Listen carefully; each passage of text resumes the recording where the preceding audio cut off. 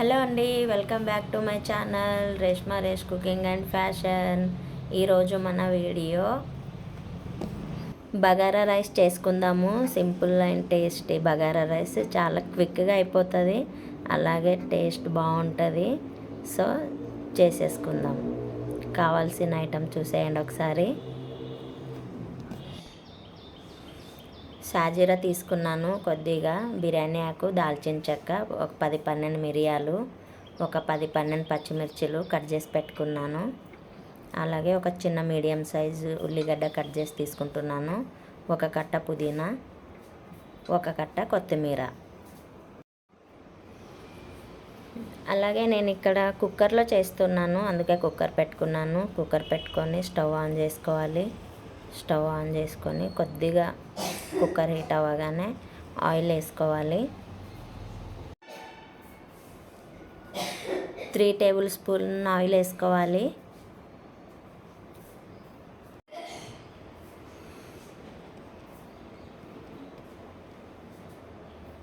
Oil కొద్దిగా heat అవ్వాలి. Oil heat అవ్వగానే స్పైసెస్ అన్నీ వేసేసుకోవాలి. కొద్దిగా ఫ్రై అవ్వాలి.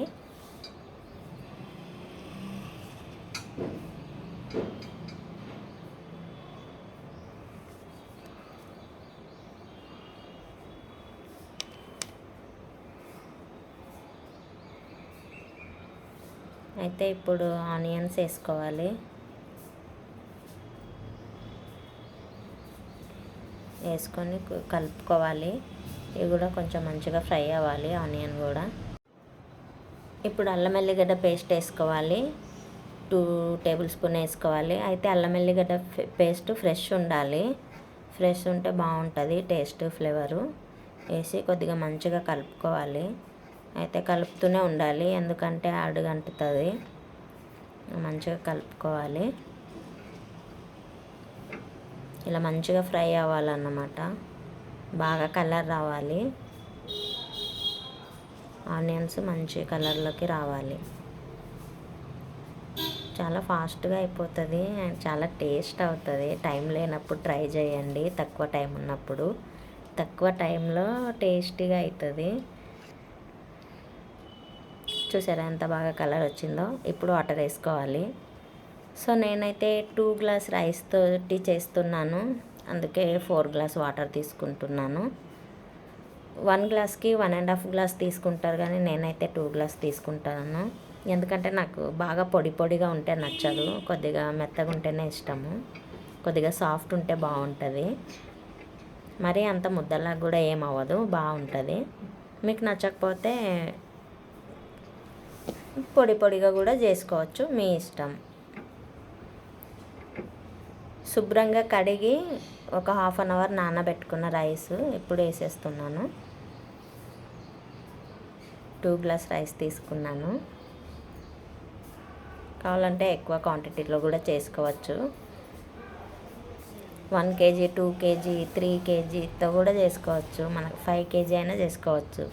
సేమ్ మెథడ్లో క్వాంటిటీ పెంచుకొని ఎంతైనా చేసుకోవచ్చు.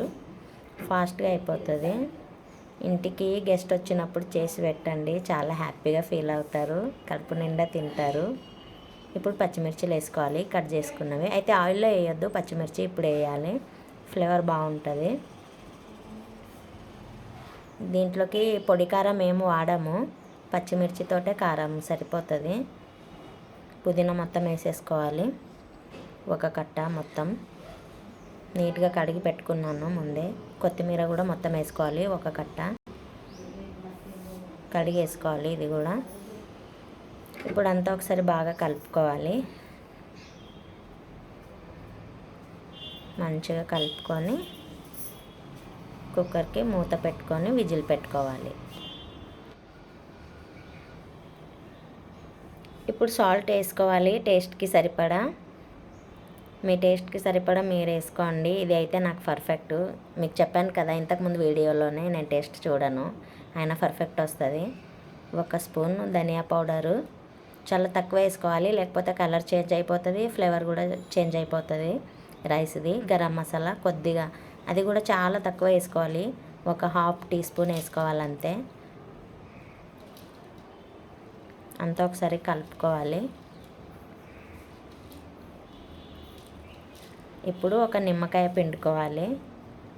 ఫుల్ ఒక నిమ్మకాయ పిండుకోవాలి. టేస్ట్ బ్యాలెన్స్ అవుతుంది, అలాగే రైస్ బాగా వస్తుంది మంచిగా. పిండుకొని మంచిగా ఒకసారి కలుపుకొని కుక్కర్ మూత పెట్టుకోవాలి, విజిల్ పెట్టేసుకోవాలి. సో మా కుక్కర్లో అయితే ఒక విజిల్కే అవుతుంది రైసు. ఒక విజిల్ రాగానే స్టవ్ ఆఫ్ చేయొద్దు, 1 నిమిషం సిమ్లో పెట్టుకోవాలి. సిమ్లో పెట్టుకొని 1 నిమిషం తర్వాత స్టవ్ ఆఫ్ చేయాలి. స్టవ్ ఆఫ్ చేసి కుక్కర్లో గాలి మొత్తం పోయినాక మూత తీసి చూడాలి. ఇప్పుడు చూపిస్తాను చూడండి ఎంత బాగుందో. చూసారా ఎంత బాగుందో? చూస్తేనే కాదు, తింటే కూడా చాలా సూపర్ ఉంటుంది టేస్ట్. ట్రై చేయండి. ఏ కర్రీలోకైనా సూపర్ ఉంటుంది, వెజ్ అయినా నాన్ వెజ్ అయినా బాగుంటుంది, ఏ కర్రీలోకైనా బాగుంటుంది. సో నేనైతే దీనికి కాంబినేషన్గా చికెన్ కర్రీ చేశాను, సూపర్ టేస్ట్ ఉండే. మీరు కూడా ట్రై చేయండి. సో ఈ వీడియో నచ్చితే లైక్ చేయండి, షేర్ చేయండి, సబ్స్క్రైబ్ చేయండి, కామెంట్ చేయండి. బాయ్, నెక్స్ట్ వీడియోలో కలుద్దాం.